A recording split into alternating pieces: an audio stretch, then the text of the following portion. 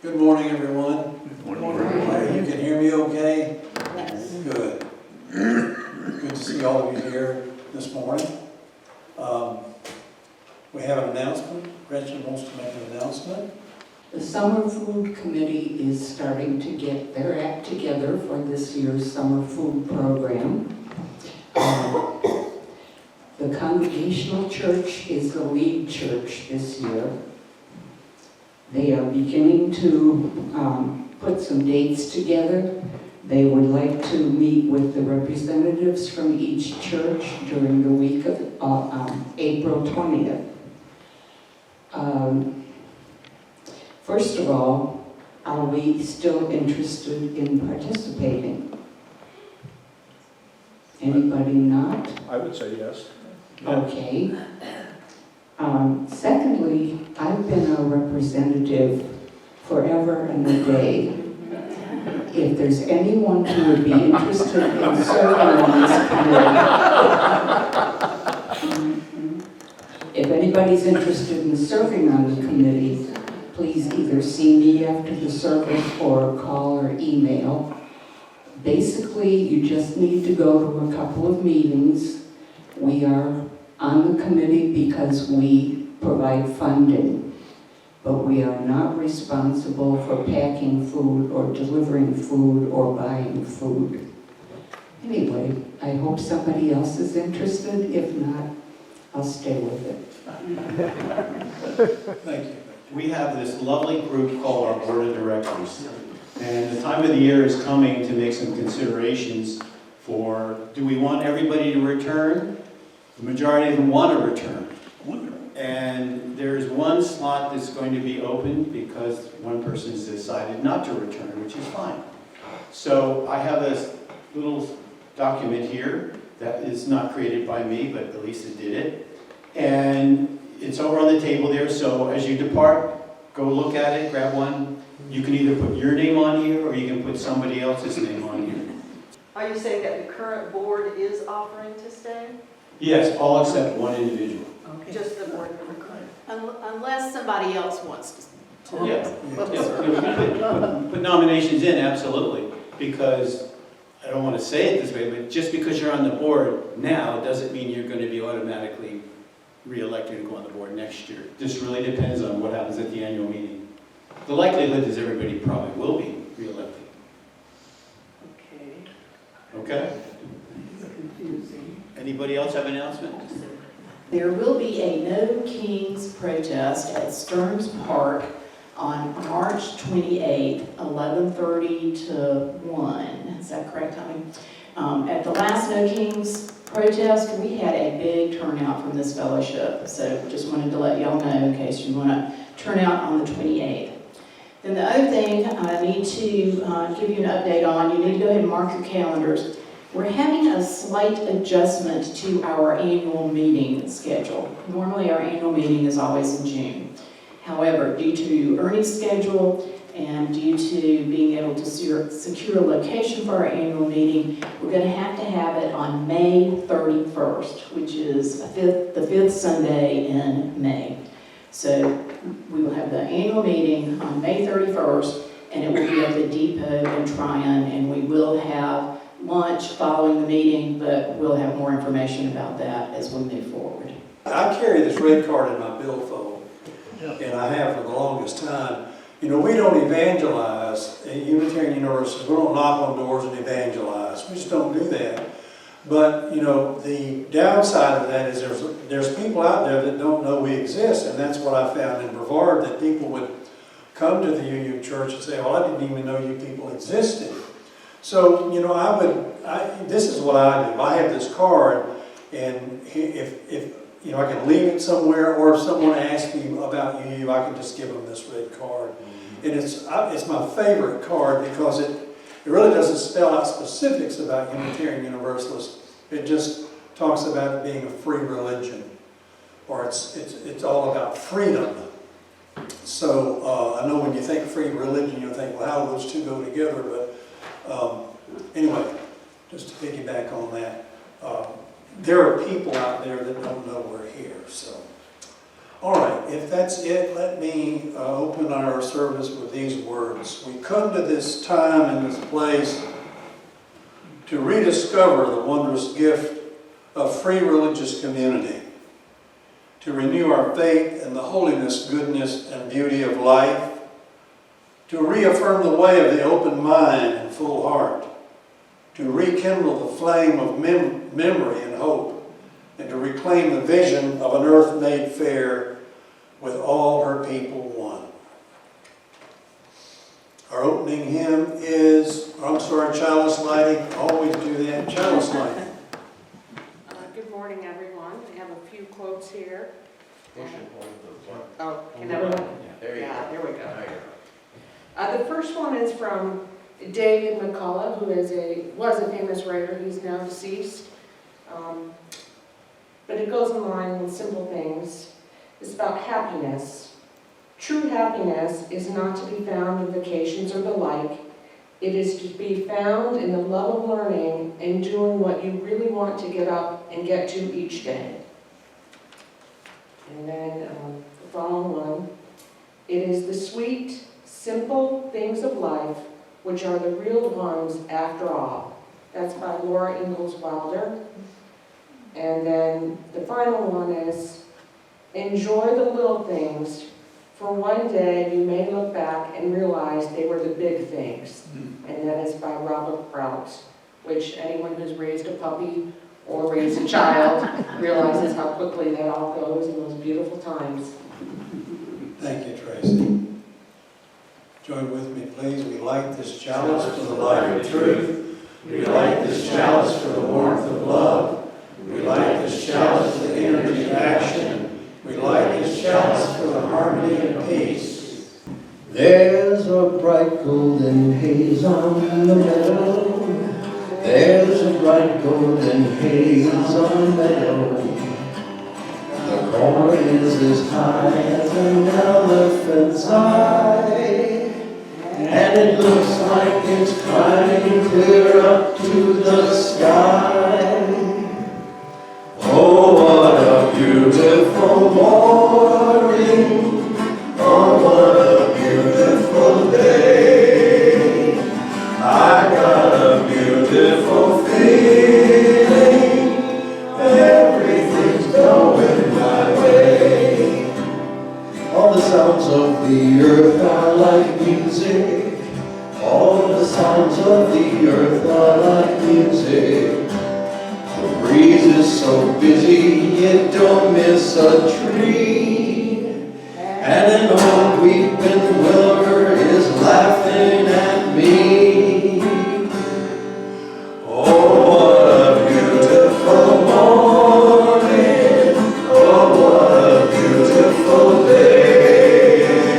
I got a beautiful feeling. Everything's going my way. Oh, what a beautiful day.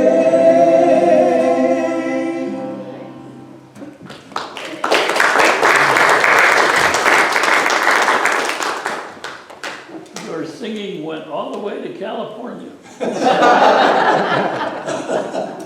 Well, if we get a call from a producer out there, we'll know how that happened. To the work of this fellowship, which is weaving the tapestry of love and action we call community, we dedicate our lives and these our offerings. Thank you. Several years ago, when I went out to my mom's home in Etowah. I lived in Brevard at the time. She was living in Etowah in a big, large house. There were 5 bedrooms in the house. She was living there with my sister.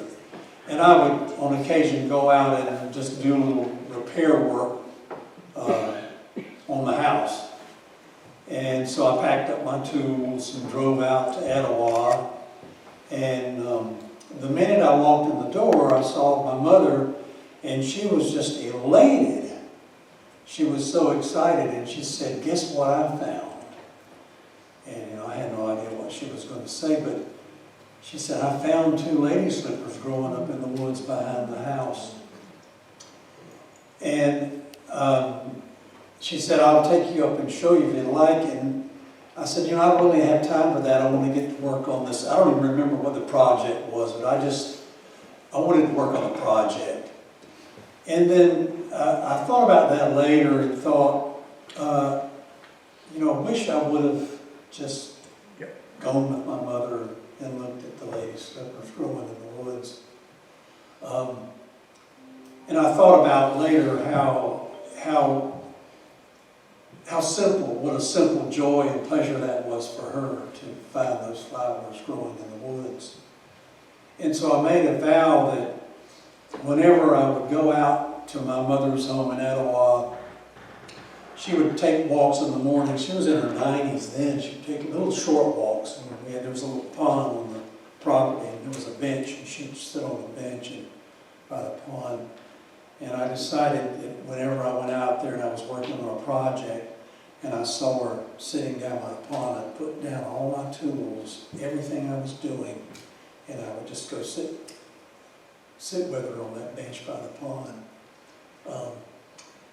Simple things, simple gifts. Now I don't want to romanticize my mother. We had a struggle of a life, and she struggled in her life. And I won't go into great details, but we weren't raised with a lot. We were relatively poor. We lived in rental homes in Hendersonville. We moved around from home to home. One of the homes we lived in we called a rat house because the rats ran around like they owned the place. And I remember when my mother would leave my father because of his alcoholism, we would eat saltine crackers with mayonnaise on them. That was our food, our lunch. Anyway, maybe that was part of the reason why she found joy in simple things, because she was forced to enjoy the simple things. But I always think about that, and I think that, that's the way I want to be. I want to be able to enjoy the simple pleasures of life. Paul Stuckey once said, the world doesn't go by too fast. We do. And I think about how often we miss all the beauty that is around us because we're so wrapped up and we're just kind of hurried and harried and rushing through things, and we don't stop to enjoy the beauty that's all around us. You have your hymnals with you? Look at reading 682. This is from the Native American Indians. Look at reading 682. It's one of my favorite readings. It's from the Navajo Indians of North America. I love this reading. Beauty is before me, beauty behind me, above me and below me, hovers the beautiful. I am surrounded by it. I'm immersed in it. In my youth, I'm aware of it. And in old age, I shall walk quietly the beautiful trail. In beauty, it is begun. In beauty, it is ended. I love that reading because it reminds me that we're surrounded by such a beautiful world. But sometimes we miss it because we're in such a hurry and we're so harried. So we need to, I love the song we sang, "'Tis a gift to be simple, 'tis a gift to be free, 'tis a gift to come down." We have to come down where we ought to be. It's just sort of come down from that frantic, hurried, harried life that we can sometimes get caught up in, just to come down from that and appreciate the beauty that's all around us. The beauty, particularly this time of year when we're going into spring. 'Tis a gift, but I believe that though it may be a gift to be simple, it's something that we can acquire. It's something we can learn to do. We can learn to get back to that place where we're enjoying the simple pleasures of life. This is the definition of simplicity according to AI. There's some good things about AI, but AI won't save us. It won't save our planet. AI is a great thing, but it won't save us. We're still dropping bombs on people, AI or not. So I'll just throw that out there. We're not going to be saved by AI. It does some great things.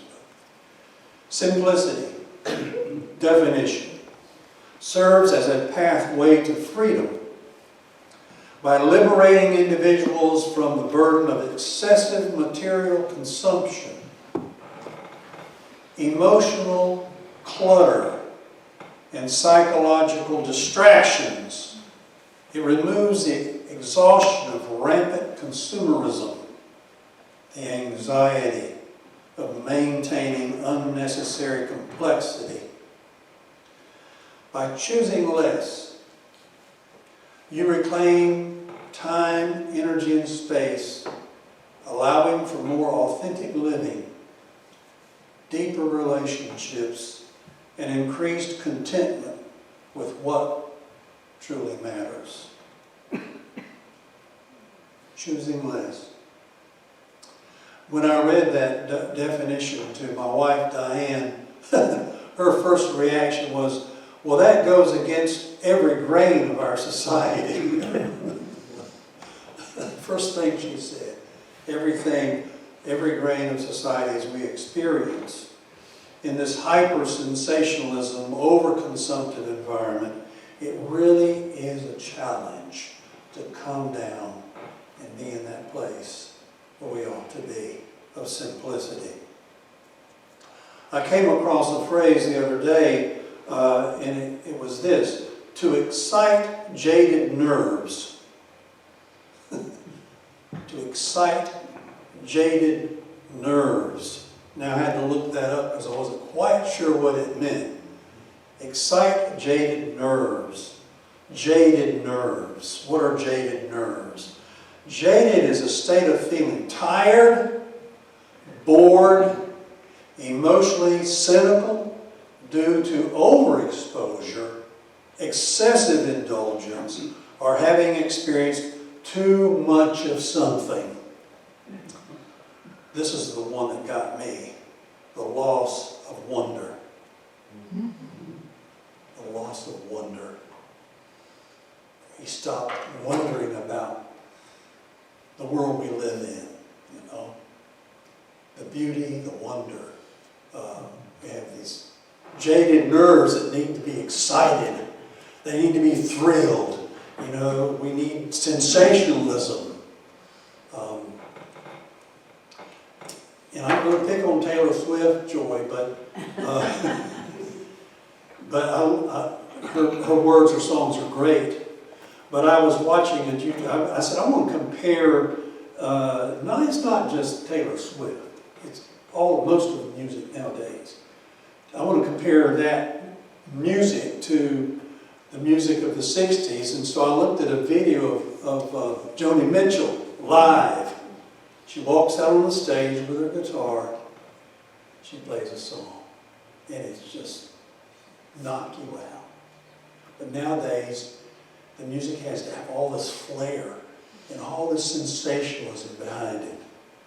And it's like we need more and more and more of this sensationalism to excite these jaded nerves. Because we just don't find pleasure anymore. Now, I'm speaking to the choir here because I don't believe this is true for you all. We don't find pleasure in just walking in nature.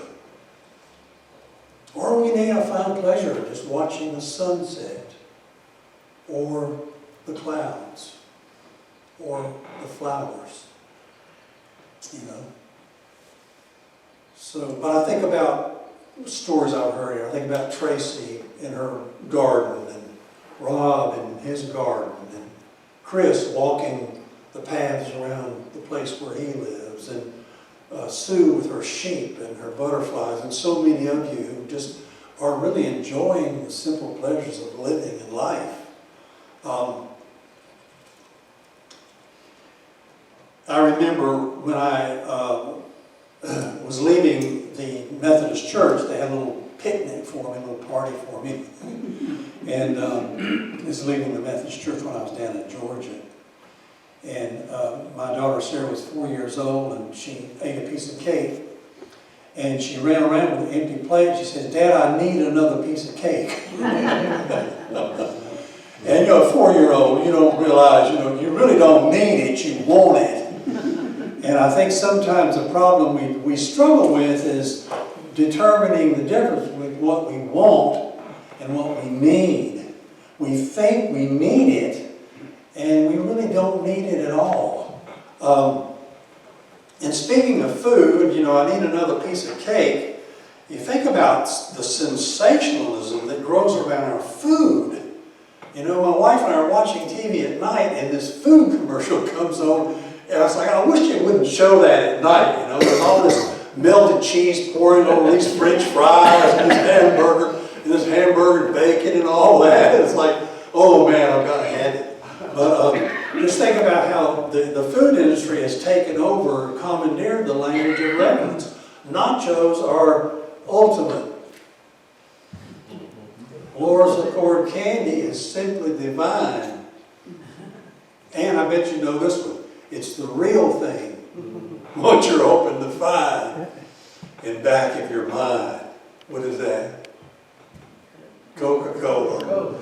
So, all this hype around these commercials to get in there and enjoy it, love it, have it, get it. It's hard to imagine that our ancestors lived for thousands of years without automobiles, cell phones, computers, AI, televisions, microwave, oven, refrigerators. They did. They lived for thousands of years without all that stuff. And the Industrial Revolution was supposed to give us all that stuff for what? To give us more free time. Give us more free time. And it kind of had the opposite effect. That is, get really busy. Now, to be fair, our ancestors died of diseases that we now treat because of medical advances. So it won't be so hard on the way our ancestors used to live. There's a quote by Mark Twain. Did we get that quote? This is from Mark Twain, one of my favorite quotes of his. It is a civilization which has dethroned the simplicity and repose of life, replaced its contentment, its poetry, its soft romance, dreams, and visions with the money fever, sordid ideals, vulgar ambitions, and the sleep which does not refresh. This is my favorite part. It has invented 1,000 useless luxuries and turned them into necessities. It has created 1,000 vicious appetites and satisfied none of them. It's hard to believe that, even way back then, there was a sense that things were kind of getting out of hand with our society and the Industrial Revolution. That my favorite part is that it invented 1,000 useless luxuries and turned them into necessities. I have to have that, I have to have that to be happy. I have to have that to enjoy. Now, Twain was speaking in many ways from his own experience because he had the money fever. And he brought his family to the brink of ruin because of his money fever. He spent all his wife's inheritance on furnishings for his big elaborate house in Connecticut. So he's speaking from experience here when he talks about having the money fever. So the big question is how to live a simple life. Well, I can't answer that question for you because I can't tell you how to live your life. I'm busy trying to live mine. I can't tell you how to live yours. And this is the conclusion I've come to. I don't believe there's a cosmic blueprint for how anyone ought to be living their lives. I really don't believe that. I believe we can learn from our ancestors, learn from history, that perhaps the best way to live a good life is like this. But I don't believe there's a cosmic blueprint that says you ought to be living like this. You decide how you're going to live your life. But one thing that I've come to realize over time is it's not what's out there that's going to simplify your life, it's what's in here. If you want to simplify that out there, you have to begin by simplifying what's in here. For example, envy. I think our commercial industry creates envy. That's the psychological ploy, is to create in you envy. I want that. I want to live like Elon Musk. Not really, but this envy. Well, the envy is not out there. The envy is in here. The greed, the creation of greed. It's not out there. It's in here. You know, Larry said something in our men's group the other day that I thought about on my way home, and he said, give up greed, it frees you in here. To give that up, it really is a liberating experience. So again, simplicity begins with the inner life, simplifying our thoughts, simplifying our emotions, and really that's a challenge, particularly in these days. And I get up every morning and the first thing I do is listen to Mozart. It's the very first thing I do. I sit in my chair, I get my little cell phone out, I get to Spotify, and I hit Mozart because his music is for me, so simple. Dun, dun, dun, dun, dun, dun, dun, dun. Just very simple music. I listen to that. First thing I do.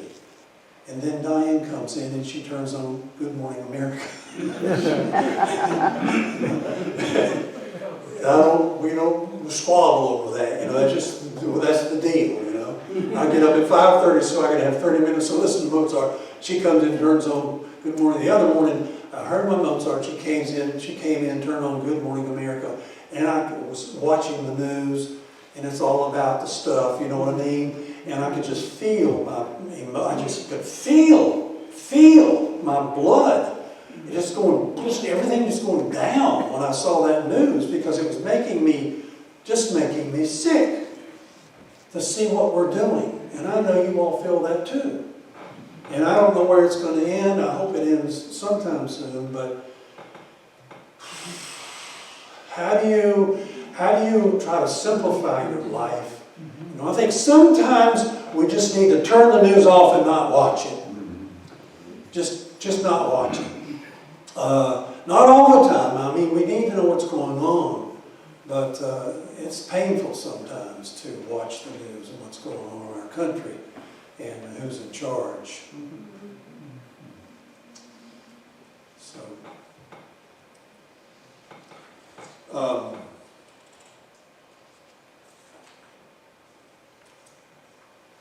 my question underneath all of this, though, is, how can we live life to its fullest? And again, I ask myself that question. I'll never forget this person opened this conference by saying, where does your heart run to when the world sets it free? So I ask myself that question. Where does my heart run to when the world sets it free? What are my deepest core values? Because that's what I'm going to be running to,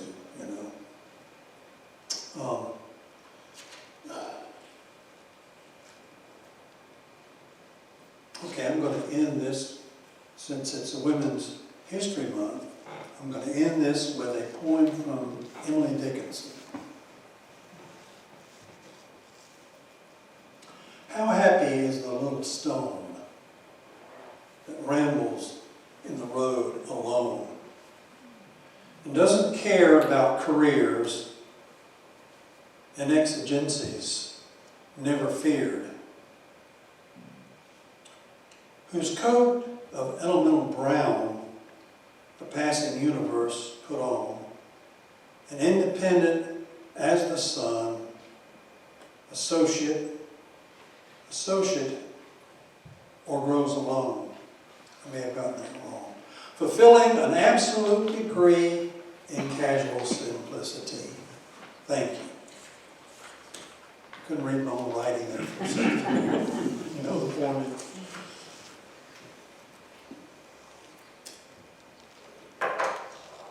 Now we're going to sing What a Wonderful World. Now I'm going to tell you a few things about this song before we sing it. I first heard this song by Louis Armstrong. He recorded it in 1967, and he was subject to intense racism at the time he sang it.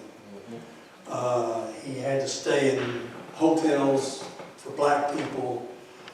In several of his venues, he had to go in the back door, he couldn't go in the front. And yet, he was able to say what a wonderful world. And I think that's pretty remarkable for a human being to be able to do that. The second recording I heard of this song was by Eva Cassidy. It was the last song she sang in her last concert before she died of cancer. And she knew she was dying of cancer. And she sang this song, What a Wonderful World. The third time I heard this song was when my wife and I, our children, were in a school for the blind in South Africa. And I was the chaplain at the school for 3 or 4 months. And I took my guitar to a classroom and was singing it, and singing songs to the students. And the teacher, who was blind, said, I'd like to play a song. Gave him the guitar and he played What a Wonderful World. And I say to myself all the time, you know, if these 3 people can go through what they've been through, or living what they're living through, and can still sing this song, that to me is just really incredible. You know, what a wonderful world. If they can do it, we can do it. Let me get my name, sorry. Oh.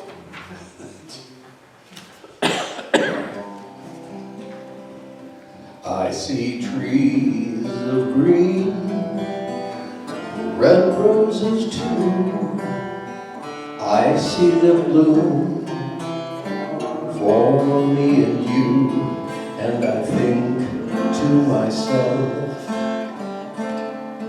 what a wonderful world.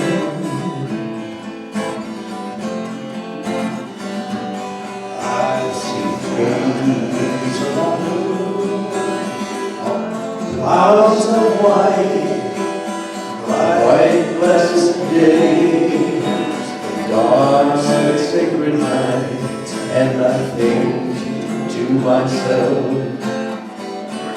what a wonderful world.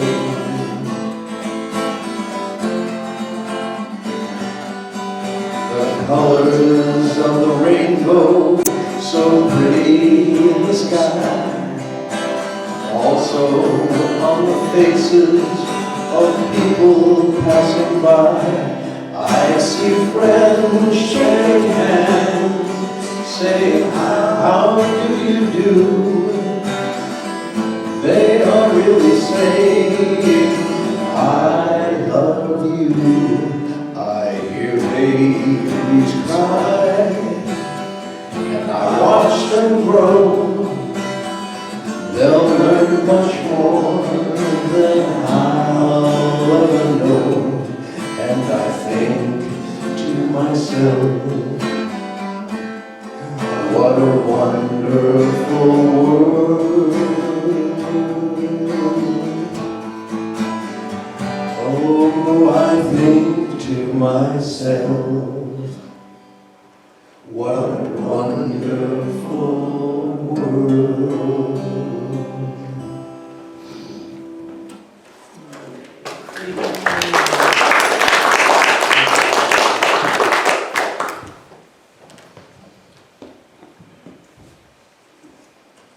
Before I give the closing words, does anyone have anything they'd like to say, add, question, or comment, or opposing viewpoint?